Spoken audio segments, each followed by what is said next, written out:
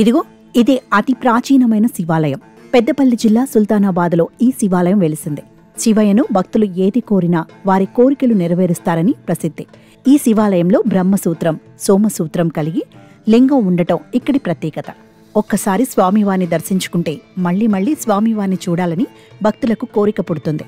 ఇక్కడి శివాలయానికి వచ్చి రుద్రాభిషేకం చేసి మనసులో గట్టిగా ఓం నమః శివాయ అంటే చాలు భక్తుల కోరికలు నెరవేరుతాయని నమ్మకం. కాకతీయుల కాలంలో నిర్మించిన ఈ ఆలయానికి ధ్వజస్తం లేకపోవడం కూడా ప్రత్యేకతగా భావిస్తున్నారు భక్తులు.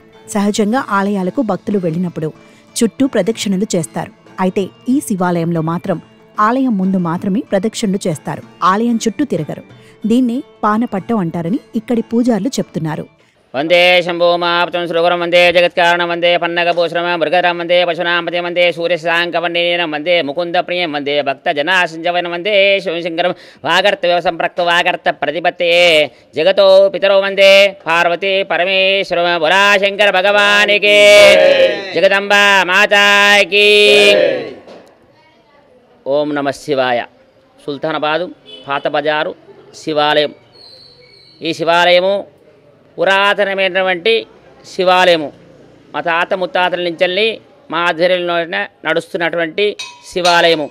ఈ శివాలయము బ్రహ్మసూత్రం కలిగినటువంటి లింగం. ఈ లింగము బ్రహ్మసూత్రం కలిగినటువంటి లింగము. ఇది ఎన్నో మహిమల కలిగినటువంటి లింగం. దీన్ని అందరూ కూడా కోరికలు తీర్చడానికి అందరి కోరికలు తీర్చడానికి వచ్చి ఇక్కడికి అందరూ కూడా అభిషేకానికి రుద్రాభిషేకము చేయించుకొని తర్వాత వారి కోరికలు తీర్చుకుంటున్నటువంటి మహిమగల పుణ్యక్షేత్రము ఇది శివాలయము. ఇది లింగధ్వజం అంటే ఇక్కడ ధ్వజస్తంభము పూర్వది వెనుకటి మాత్రం లింగానికి మట్టిగా పెట్టినటువంటి ఇది లింగధ్వజ స్తంభము. ఈ ధ్వజస్తంభం పెడదా అని చెప్పి అందరూ కూడా పూనుకున్నారు. అని ఆటంకాలు ఏర్పడినవి, తిరిగి మళ్ళీ వాపసు పోయినాయి. ఈ మహిమ వల్ల అంటే యంత్రం ఉన్నది కాబట్టి దాన్ని ప్రతిష్ఠించలేకపోయినాం. ఈ మహిమల లింగధ్వజ స్తంభము చాలా మహిమలుగా కలిగినటువంటిది. అందుచేత అందరి కోరికలు కూడా తీర్చున్నటువంటి ఇది శివాలయము. ఈ శివాలయం చైర్మన్ ఆలయ కమిటీ చైర్మన్ సత్యనారాయణ ఆధ్వర్యంలో జరుగుతున్నది. పూర్వకాలం నుండి చాలా వైభవమైనటువంటి క్షేత్రము. శివుడి కన్నా ముందు ఇక్కడ ఉన్న లింగ ధ్వజస్తంభంను దర్శించుకున్న తర్వాతే ఆ మహాశివుణ్ణి పూజిస్తారు. ఇతర ఆలయాల్లో లాగా ధ్వజస్తంభం ఎత్తులో ఉండదు. కేవలం స్వామివారి లింగం ఉండేంత సైజులో మాత్రమే ఉంటుంది. లింగ ధ్వజస్తంభం ముందు చండీ ప్రదక్షిణ చేయటం వల్ల కోరిన కోరికలు నెరవేరుతాయని ఇక్కడి భక్తుల నమ్మకం. ఇక్కడ పూజలు నిర్వహించి అవి పూర్తయిన తర్వాత ఆలయం బయటకు వెళ్లేటప్పుడు స్వామివారు మళ్లీ పిలుస్తారట. పెళ్లి కాని వారికి, సంతానం లేని వారికి ఇక్కడి స్వామివారిని పూజిస్తే శుభాలు కలుగుతాయని చెప్తున్నారు. కార్తీక మాసంలో 4 రోజుల పాటు ఘనంగా శివుడు పూజలు అందుకుంటారు. ఓం నమః శివాయ. చుట్టుపక్కల గ్రామాల వాళ్ళు చాలా ఎంతో పుణ్యం చేసుకున్నారు. ఎందుకంటే సుల్తానాబాదు పురాతన శివాలయంలో నెరిసిన శివుడు బ్రహ్మసూత్ర శివుడు అన్నట్టు. బ్రహ్మసూత్రం శివునికి ఎవరైతే అభిషేకం చేసుకుంటారో వాళ్ళకు ఆయురారోగ్యాలు, అష్టైశ్వర్యాలు కలుగుతాయి. కనుక బ్రహ్మసూత్ర శివలింగం ఎవరైతే దర్శించుకుంటారో వాళ్ళకు అనుకున్న పనులన్నీ నెరవేరుతాయి.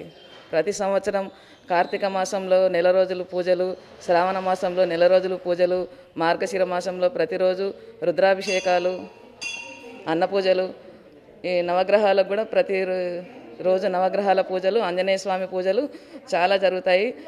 సుల్తానాబాద్ చుట్టుపక్కల ప్రాంతాల వాళ్ళు కాకుండా వేరే వాళ్ళు కూడా తెలిసిన వాళ్ళందరూ సుల్తానాబాద్ శివాలయంలో బ్రహ్మసూత్ర శివలింగం ఉన్నది, అక్కడికి పోతే మంచి జరుగుతుందని చాలామంది వచ్చి దర్శనం చేసుకొని పోతున్నారు. వాళ్ళు కూడా మళ్ళీ చెప్తున్నారు, మేము సుల్తానాబాద్ శివాలయంలో పూజ చేసుకున్నాం, మాకు అనుకున్న పనులన్నీ నెరవేరుతున్నాయని చాలామంది చెప్తున్నారు. ఓం నమః శివాయ. ఇక్కడ శివాలయంలో జమ్మి చెట్టు ఉంటుంది. ప్రతి సంవత్సరం దసరా రోజు జమ్మి పూజ కూడా జరుగుతుంది. అతి పురాతనమైన ఈ ఆలయంలో ధ్వజస్తంభంను ప్రతిష్ఠించాలని ఇక్కడి స్థానికులు భావించారట. అయితే ధ్వజస్తంభం తెచ్చేందుకు వెళ్లిన సమయంలో ఓ ప్రమాదం జరిగిందట. దీంతో కొన్ని నెలల పాటు ధ్వజస్తంభం ప్రతిష్ఠ ఆపేశారు. ఆ తర్వాత భారీ రాతి ధ్వజస్తంభంను తెచ్చేందుకు ప్రయత్నించగా అది మధ్యలోనే విరిగిపోయింది. దీంతో ఇక ధ్వజస్తంభం ప్రతిష్ఠించకూడదని నిర్ణయం తీసుకున్నారు. మొత్తానికి అతి పురాతన ఈ శివాలయం ఇప్పటికీ భక్తులకు అంతుపట్టని రహస్యాలతో వారి కోరికలు నెరవేర్చుతోంది.